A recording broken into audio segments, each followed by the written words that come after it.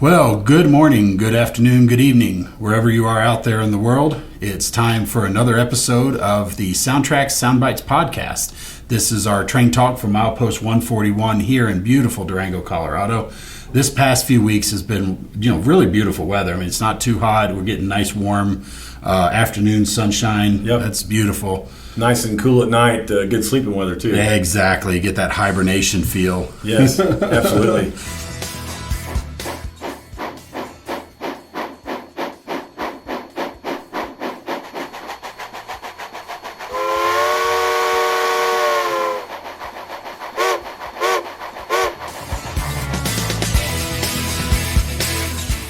So, wanted to say, we're a little behind on getting some of these out. I will say that I've been called away due to some family issues, and I'm back, and so that's what led to the delay a little bit. So, everything's fine. We are back here, and we're back and rolling and ready to go. So, without any further ado, let's go ahead and jump right into it. So, first off, you may notice there's some stuff here on the table. Now, we've talked about our caps before. These are the SoundTraxx Durango, Colorado caps, established 1990, part of our 35th anniversary special. You can get yours at SoundTraxx.com, and they're a unibrow, or not a unibrow, a uni-size. That's the word I was looking for. Where'd that come from? Holy crap. Yeah. But you can adjust the size. It fits anyone, including my big mug over here. Yeah. And maybe might even fit this Easter Island monument right here. I was going to say that's. I don't know. I mean, it's going to be a stretch, but yeah, we should be able to get that. Yeah. And then the other thing, this is a brand new drop for November. We've got our Christmas ornaments. Man, Christmas is around the corner. It is. And I don't know if you've been to the store lately, but man, they've got stuff all over the place. Christmas. It's a madhouse. I mean, Walmart and Cortez is reorganizing everything. Oh, it's crazy already. Yeah, and we ain't even anywhere near Thanksgiving yet. No, not even close. And it's crazy. I've been getting Black Friday stuff in my inbox in the last week of October, right before Train Fest. It's insane already. And maybe eventually they're going to bypass Thanksgiving at some point and not even mention it. Hopefully we'll still get to keep it as a holiday though. Let's hope so. But anyway, you can get your own ornament on our website, SoundTraxx.com. Be sure to check those out. These are really cool and they really stand out. Nice, pretty little star. Get a few of them and really add some symmetry to the layout to your Christmas tree, so it looks great. Yeah, and if you leave your tree up all year long and leave your SoundTraxx ornament on it, no judgment. I mean, I'm planning on doing that. So yeah.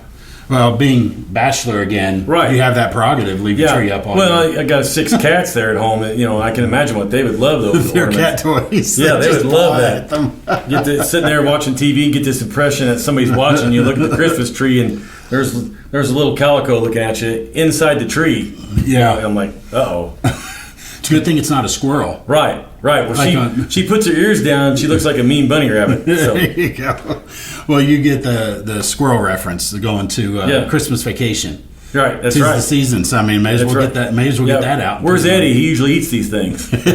Exactly.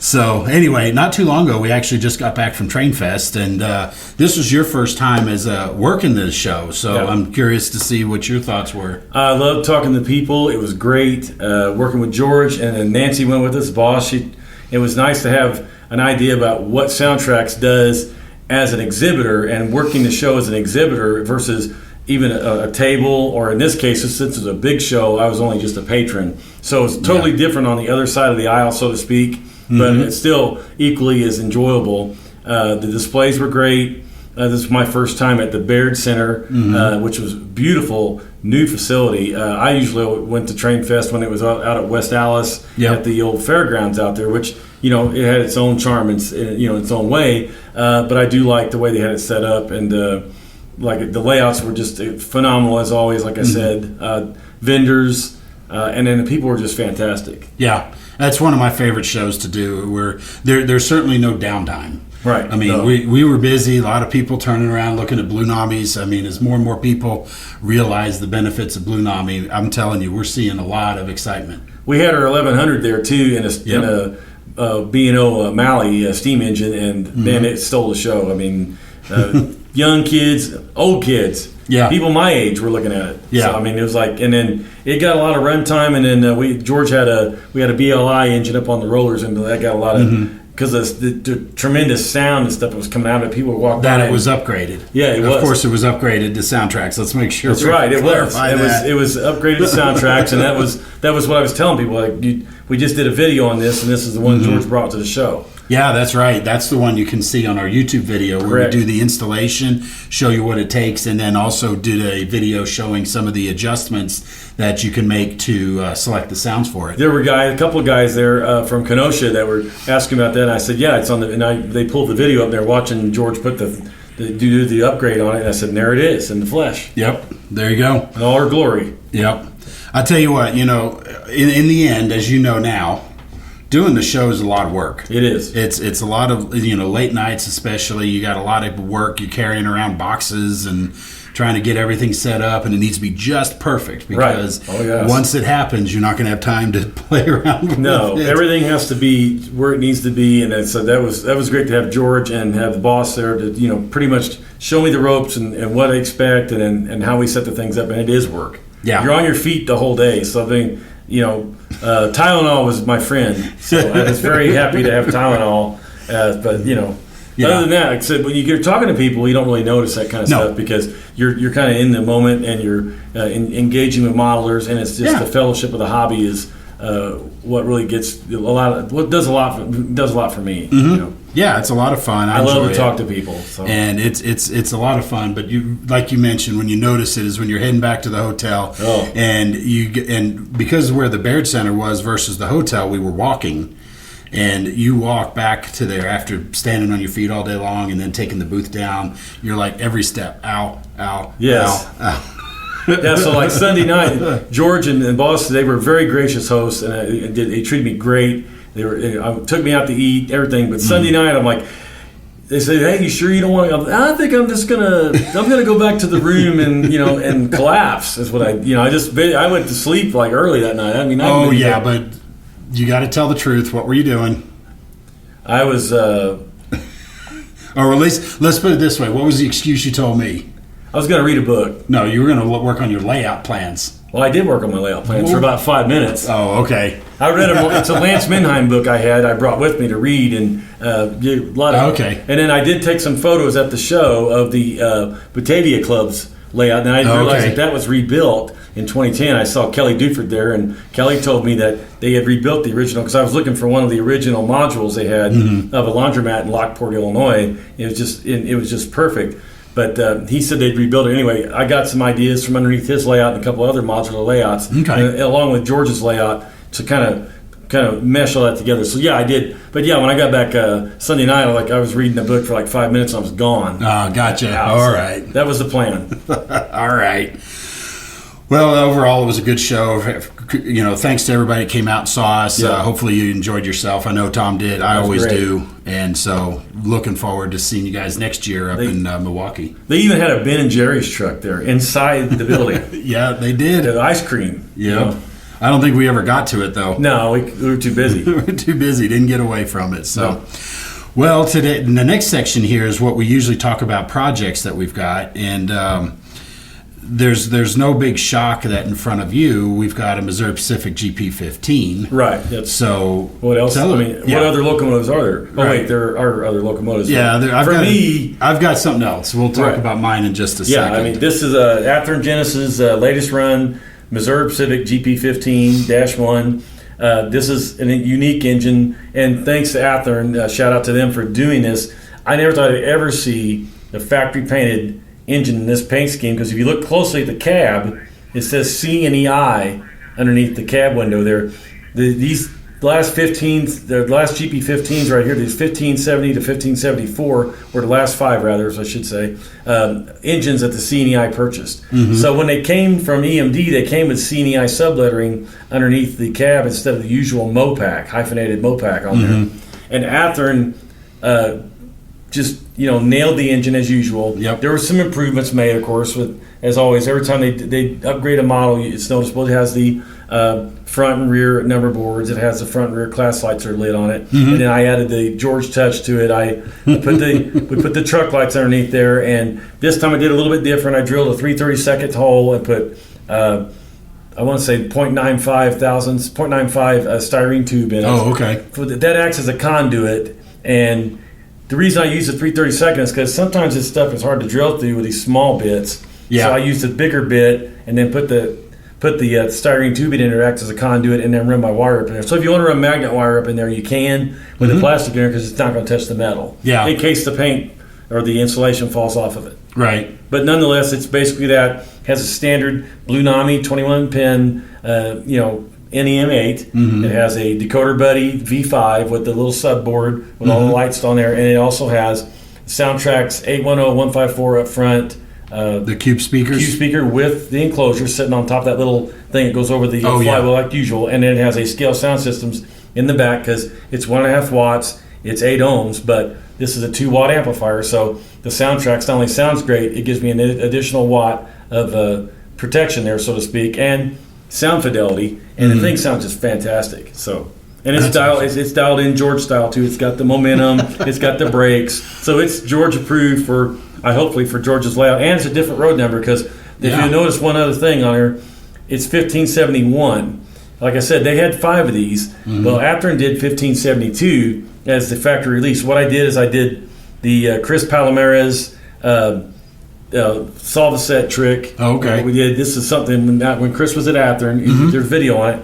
You take Solvaset and a paper towel and you cut it to width of like the 2 on the 1572 there, and you lay that over there, and then basically lift it. Let it soak in, let it dry, and then I use packing tape and just peel it right off. Oh, and yeah. then put a 1 on there, and then of course change the number boards too. Right. So.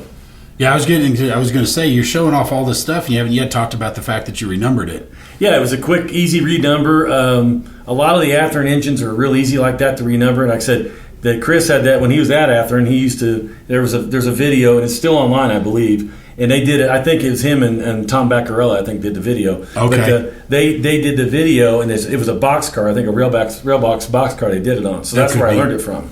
Gotcha. And it works like a charm. It took a little bit extra time because there's a nice clear coat they put on it, flat coat, and so it took a little bit extra time. So you got to take your time, but it came right off. And then you got another engine. Yep, it looks beautiful. So that's a great way you can add to your fleet without having to wait for them to make another release. Right, absolutely. I mean, the new GP15 ACs that are coming with SoundTraxx Tsunami 2, by the way, factory installed. There is an unnumbered version coming this time, so you will have the ability to have 2 numbered engines and as many as the GP15 ACs you want. So I think they were thinking of me probably a little bit because Mopac had 30 of those, so I could have the entire fleet of 30 now, which is possible. Exactly. I mean, maybe. Well, they did a previous run with a couple of either 2 or 3 numbers in the AC series in the blue. Right. And the AC series are too new for me on my layout modeling 1978, but I have one anyway because they're just too cool. Right. But I haven't done anything to it. It's literally sitting up on a shelf on a display shelf just to look at. Never met a Jeep 15 AC I didn't like. There you go. Well, today I also brought something. Now, I think this is something I brought out here for this particular show before. This is a D&RGW Rio Grande Jeep 30 with the small herald on it rather than the big herald on it. Number 3018. This is a ScaleTrains model that I fixed. It's upgraded. It's been upgraded. And part of the reason is as I mentioned, I haven't been around the house a lot, so I haven't done a whole lot of projects. But the reason I brought this one back was because I did get sidetracked a little bit. I had a friend of mine. I was at the Greeley RPM, the Colorado RPM, which will be held in October in 2026. So be sure y'all sign up for that because that'll be a great show next year. I'm on the committee, by the way, so I'm going to make this show. Yeah, so. There you go. But anyway, I ran into a friend there, and he comes over to me, and he's telling me, he's like, George, I still haven't done these Jeep 30s yet, because he's got 3 of them that he needed to convert. And I said, all right, John, I'm tired of this. You've been telling me you need to convert these things for 2 years. Send them to me. I'm going to make you the deal of a lifetime, because I'm tired of hearing you talking about it. Right. Now, I did those installations for him, sent him back. He's happy with them. Everything's good.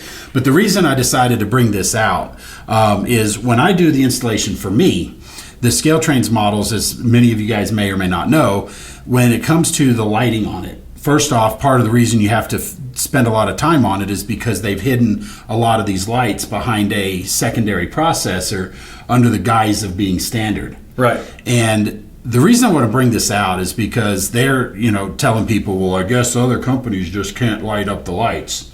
And so when I did these installations for my friend, I actually went through and wired them up exactly the same way, and I still didn't run out of lights. Right. So my model's done differently, and I'll talk about that in a second. But from the factory, of course, the headlight and backup light, that's 2. Right. You have the Mars light on the nose, that's 3. Right. Then you have the number boards, which front and rear on the ScaleTrains models are wired together. Right. That's 4. Right.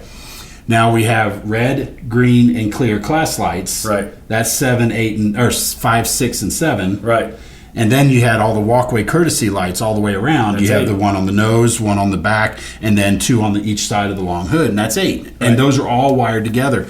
The truck wires, I don't know if you knew this or not, but they're wired into the ground or the courtesy lights also. Right. Which technically in the real world wouldn't be done that way. Right. But on the ScaleTrains model, they were all wired together. Right. So this whole guise, ruse, whatever you want to call it, of saying, oh, well, I guess these other companies don't have enough lights, is just a way to try to get you to purchase the other brand decoder. Right. Because they're saying, oh, well, Never mind you the don't have fact- enough lights. Well, we actually do. Never mind the fact that the non-Stalin ones, the DC ready ones, or the DCC ready ones, come with the same style processor on the board. So when you try to plug in our decoder, it won't work. Yeah, and that was what was interesting. When I bought this one, I put the decoder in, and this Mars light, which is one of those lights you would expect to have as one of the common lights. Right. Like I could get it. Okay. It's a prominent feature of the model. Yeah, it's a prominent feature of the the model. real Like I could brand. get it if you wanted to hide the red and the green class lights, Right, you whatever, don't need those behind anyway, it. because by 1970s, I mean, they weren't using them anyway. Correct. And so, but I don't like it. And the problem is that nobody in the NMRA is doing anything about it. Right. So unfortunately for you SoundTraxx users, us, we have to go in and gut the model and rewire everything hard.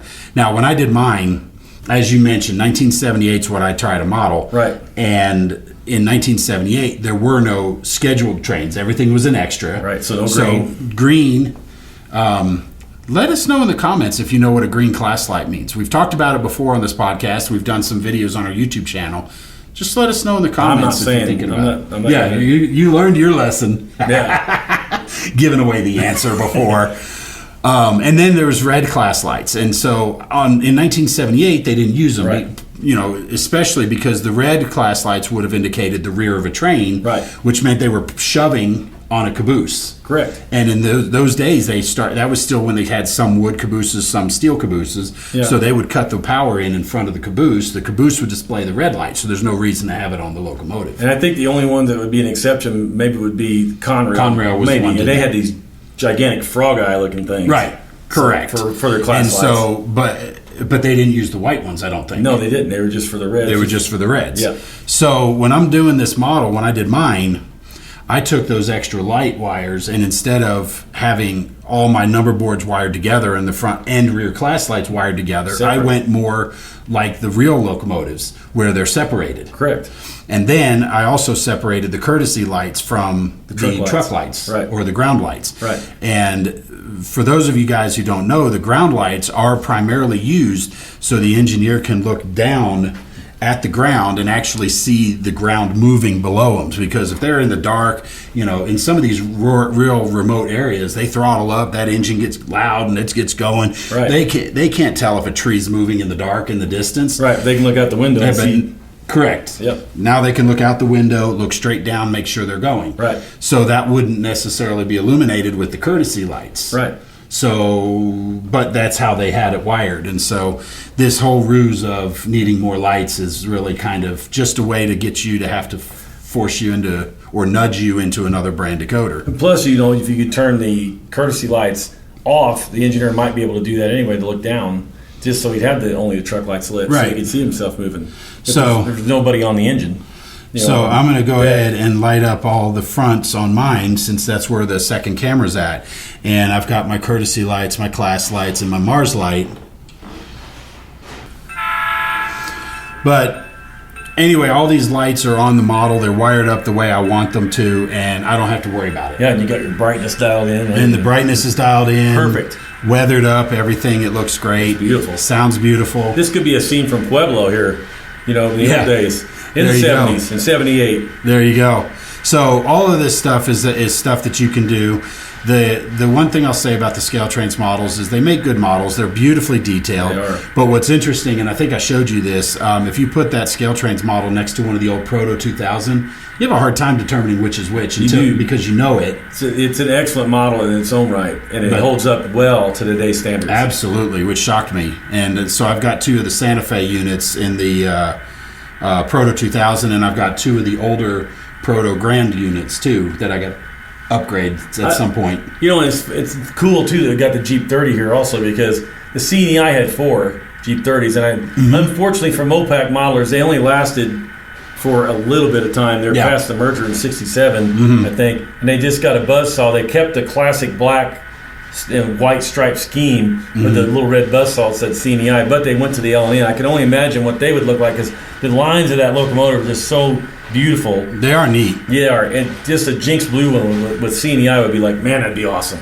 But that would be cool. Yeah, but in the C&EI ones, weren't they? They still had the blue stripes or the dark striping. they had the white stripe down the side. They were black, and they had the white, like catfish looking stripes around the front and around the end, the classic. And then the C&EI oval was painted out, and they put a buzzsaw on there, a red buzzsaw that said C&EI. Gotcha. Okay. And they ran them for a little bit till the L&N took control of the eastern part of the C&EI. Then the L&N got all the Phase 2 Jeep 35s and the 4 Jeep 30s all went to the L&N. Okay, that's right. I do remember that. Yeah, it was part of the split. Okay. Because originally when they bought them, it's a Mopac history lesson. Imagine that. But when they bought them, they originally got the whole thing. They had to sell that. To get the merger to go through, they had to give the eastern part or sell the eastern part to the L&N. Okay. To get it to go through, and then they shared track it from Woodland Junction to Chicago.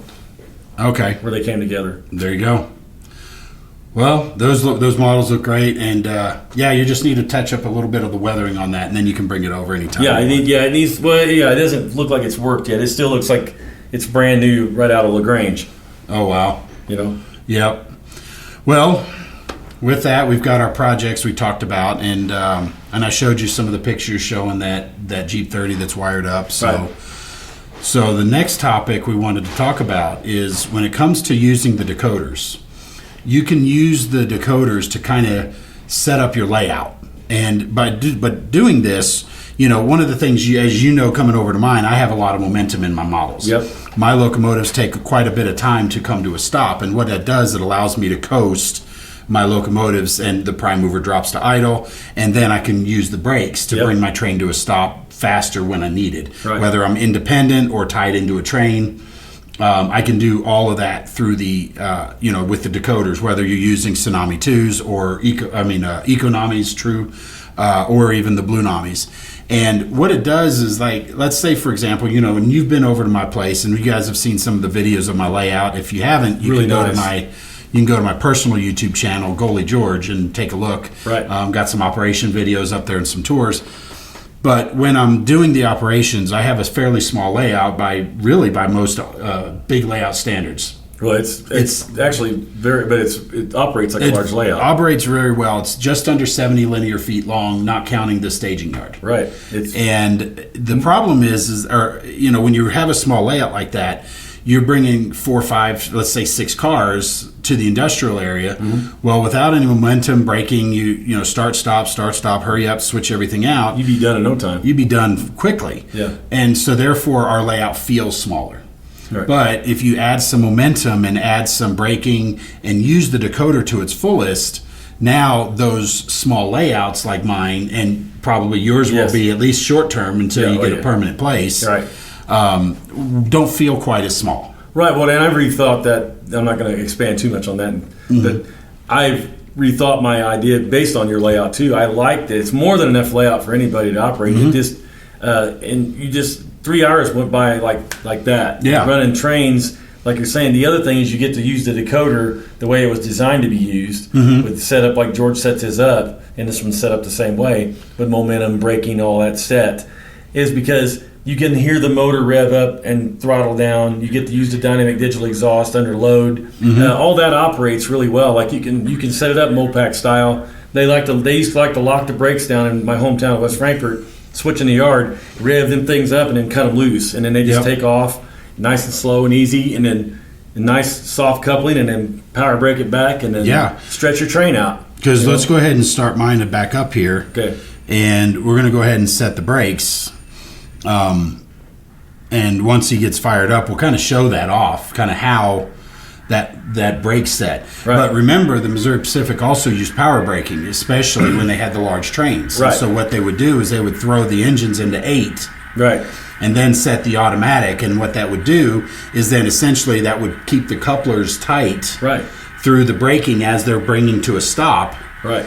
And as the locomotives pulled against the cars basically drug the locomotives to a stop as they're working to keep it stretched. A nice, easy stop for Conductor Kevin back in the caboose. Yeah, and that's the joke I always tell everybody is that it keeps the grade detector, which is the guy in the caboose kind of riding back and forth, and he's kind of dozing off, and when they're going uphill, he's leaning back in the chair, and when they're going forward or downhill, he's leaning forward in the chair. You could just see old Kevin pick up the hoghead, you know what you're doing or not, But keeping those couplers tight keeps that slack from bouncing in and out, causing that car to rock back and forth really heavily. So they were pros at it too. Yeah.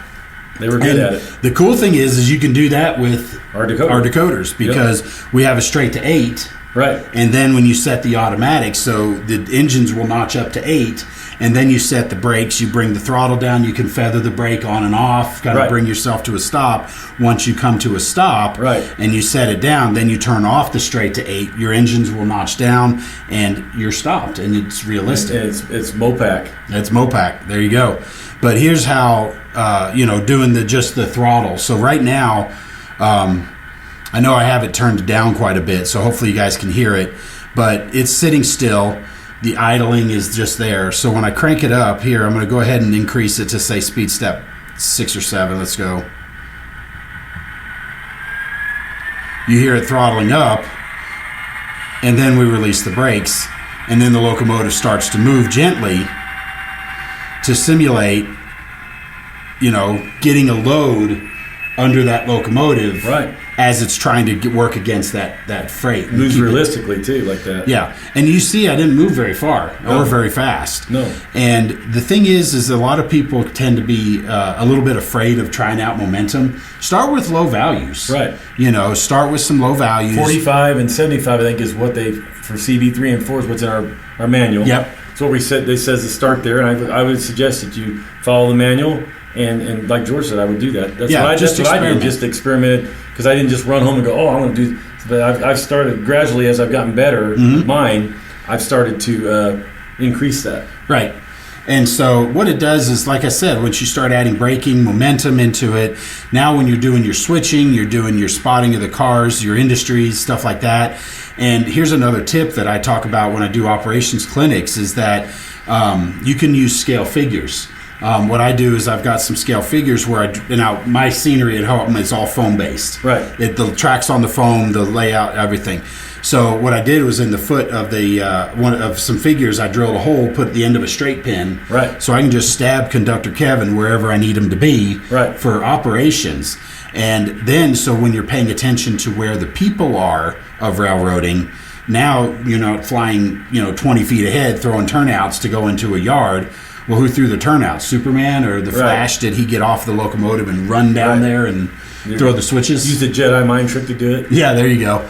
But so the idea is that if you experiment and try out some of the features of the decoder, not only will you get a better experience and be able to feel like your locomotive or your layout's much larger than it actually is, because when you're in that area working, you're working the area. You're not just rushing through and trying to hurry up and get done. And take it from me, placing those people out there adds to the enjoyment, but it also adds to the operating session. And like I said, 3 hours went by and I ran 3 trains, but I mean it was nice to place my brakeman where I needed him and my my flagger for the up there the by flagman. the interchange, the Katy interchange, I believe. Well, flagman protecting the rear of the train from oncoming traffic. Right. So when you were working in the older industrial area, Right. I'll call it, versus the new one that I expanded when I moved into the new house. Right.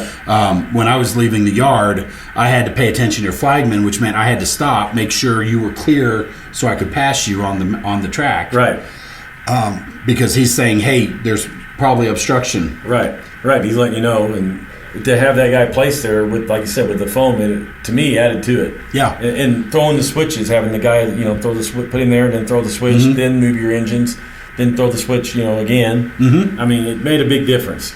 So ultimately, we want to encourage you to try things out. If you get stuck or need some help, give Tom or I a call here at the office. We're happy to help. We answer our phones, and we do want to make sure we're here to help you. So give us a call. Let us know if you have any questions, thoughts, comments, want some beginner values, stuff like that. I mean, I know there's examples in our user's guide, but you can always give out some examples.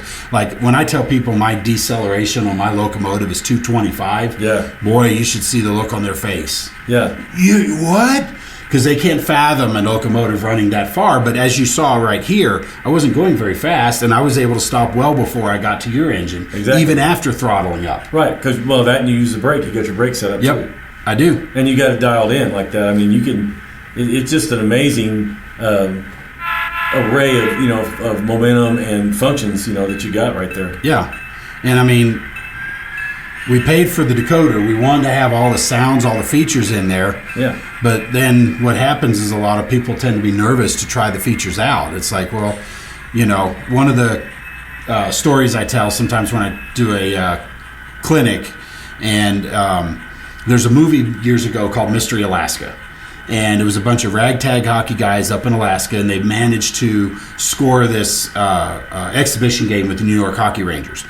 That part's irrelevant. Right. But what was relevant was Burt Reynolds was a coach, and he's walking through the town square where the kids are all there, because this town is obsessed with hockey, and they're playing hockey, and they're swatting at the puck, but he can't hit the puck because he's hitting it in such a way that just the heel of the stick is on the ice, and he's missing the puck because the blade is up in the air. Right. So coach comes over and grabs him and teaches him, here, hold your stick this way. You paid for the whole stick, you may as well use it. Right. Well, in this case, you're trying to come out and you want the best decoders that are out there. You want the most features, the most realistic experience. You want to have all the, pun intended, bells and whistles that you can have to make your models run the way that you remember seeing them when you're modeling a particular era in your life. Right. But then if you're afraid to try some of that stuff out, experiment. If you don't like it, fine. You don't have to have it. Right. But if you experiment with it, you may find that's the coolest thing in the world. Because for me, I can't hardly operate without brakes anymore. It feels like I'm missing something. Right. It's like you're just going roundy round. Yeah. And to be honest with you, this was something, I'll tell you, that was something I wanted long before I donned the purple shirt.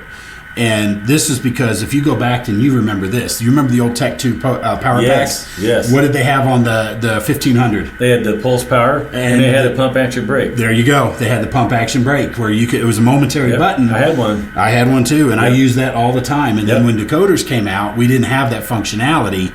But then when the SoundTraxx decoders came out and added the functionality to it, man, I'm telling you, that sold me on DCC and SoundTraxx. And I used to be accused of being on the payroll at SoundTraxx back in my days in the train club. Yeah, and look how that turned out. So, but yeah, seriously, I know what you're saying. Exactly the same thing. It's just, that's one of the things we don't really talk about as much because the sound is so robust and 16-bit and that 2-watt amplifier just unbelievable. But the motor control on it is second to none. The motor control on these decoders is second to none. Yep. And a lot of people don't know that because they don't, like George is saying, they don't kick all the tires on it. They only kick one of the four. Yeah. And you gotta try it out. Yep. Now, the other thing is, let's say for argument's sake, you like momentum, but you're still nervous about when it comes to spotting industries, stuff like that. Don't forget there's still switching mode. Right. Function 14 takes your commanded speed step, cuts it into half, and then also bypasses the momentum. Right. Now, I'll tell you a little secret. Not on my layout. I disabled the momentum part because you can't override real-world physics. But by default, there's two aspects of function 14, half speed and overriding momentum. So if you're afraid that you're not going to stop in time, you can always turn on that function 14, bring your throttle to stop, and your engine and train will instantly stop. And you'll still you'll switch at a relatively slow speed. So, realistically. Correct. And if that's good for you, then great. Right. And you talked about it. We've talked about, superior motor control. I can make my model move at speed step 1/2 of 128. Yep. So it's pretty impressive. It takes a long time to go between ties. So it's really exciting. Try it out. Yeah, and when you mute if you want to mute your engine, like if and on the throttle this thing up, guess what? The motor doesn't hum. It's just nice and quiet as it starts to move. Yep, absolutely. So basically what we're saying is, if you have a small layout, use the decoders to their fullest. It'll help your small layouts feel a little bigger and also help make it more fun. I mean, because we don't want to rush through and hurry up and get done running trains. Right. We want to enjoy the time, and this is a great way to do it, especially in small layout conditions. But even in a large layout, you still can use the same things. Yeah, absolutely. I mean, the thing is either or is good. I mean, to me, it makes no sense. Like George, I echo what you're saying, George. Is you put all the lights and stuff on it, use them. Don't just turn them on and lash them up elephant style and turn them loose. I mean, use that stuff. If you're running this way, you're an extra. Then your class lights are on the nose. On the back, they're not on because you're not running long hood forward. Correct. And I remember just talking to Kevin about it because I was asking him, would they put the class lights on the front and the rear of the locomotive? Because that way, in case for whatever reason, let's say I was passing you and I'm supposed to wait for extra 3018. Right. And I pass you and you were, I don't know, let's say you were on the nose getting rid of that Taco Bell and you hear this train coming up, and by the time you get up, the train's past you, so you didn't get to see the front of it. I asked him, I said, what about the rear? He said, well, that's too bad that you missed it. Right. Because you wouldn't have turned on the rear class lights. Right. So that's why I wire mine up separately the way it is, because that way you have that independent control. So Athearn did this for me as far as the separate. So all I do is put my decoder in there and set it up the way I want. Yep, exactly. They made it easy for me. I didn't have to drill these out. So yep, exactly. Well, as we have alluded to here on the table, we've got our holiday ornament that you can purchase at SoundTraxx.com. But of course, that means we've got the holidays coming up. Right. And so with this podcast, wanted to remind you folks that SoundTraxx will be closed the day of Thanksgiving, which is November 27th, the greatest day in the world. Right. That's your birthday. That is my birthday. So the whole world's going to be, or the whole United States going to be closed for my birthday. Yeah. Celebrate George. You couldn't beat that. There's just no way anybody can top that. Yep. I'm turning 29 for the 30th time. There you go. I don't think that's right. How many times would that be? It'd be 20th time. Yeah, 20. Something like that. Anyway. 30's more my age. So we're going to be closed on that Thanksgiving Day, the American Thanksgiving, November 27th, and then, of course, the following Friday, the 28th, we will be closed. But be sure to check out the website. We may have some specials, Black Friday specials that you may want to take advantage of. Yeah, we'll be closed, but the website's open 24/7. The website's open, and we'll ship on Monday as soon as we get back the following week. So with that, any other thoughts, comments that you want to close out with? Really enjoyed the Train Fest. Enjoyed everybody came out to see us up there and the participation in our raffle. Yep. And look forward to next year. And I want to wish everybody a happy Thanksgiving and holiday season. Yep. Same to everybody else out there. Have a great Thanksgiving. Have a great George's birthday. Yes. Celebrate George's birthday with the rest of the United States. Have a piece of pumpkin pie for me. Anyway, that's it for that. I think we're going to go ahead and close it out. I think we're getting a little punchy here before we go a little off track here. Yes. So we are closing out SoundTraxx Soundbites podcast. This is the Train Talk from Outpost 141. This is episode 32, which is season 2, episode 19. Still, we're having fun and hope you guys are enjoying watching it. Be sure you subscribe to our YouTube channels and leave us some comments below. Let us know your thoughts. If there's something you want us to cover, like we were talking about here with momentum braking and using the decoders to the fullest on your layouts, let us know if there's something you'd like us to cover, and we certainly will add it into the mix. Yep. And we thank you all and thank you for your support of SoundTraxx products. Yep. Thank you guys for watching. We'll see y'all next time.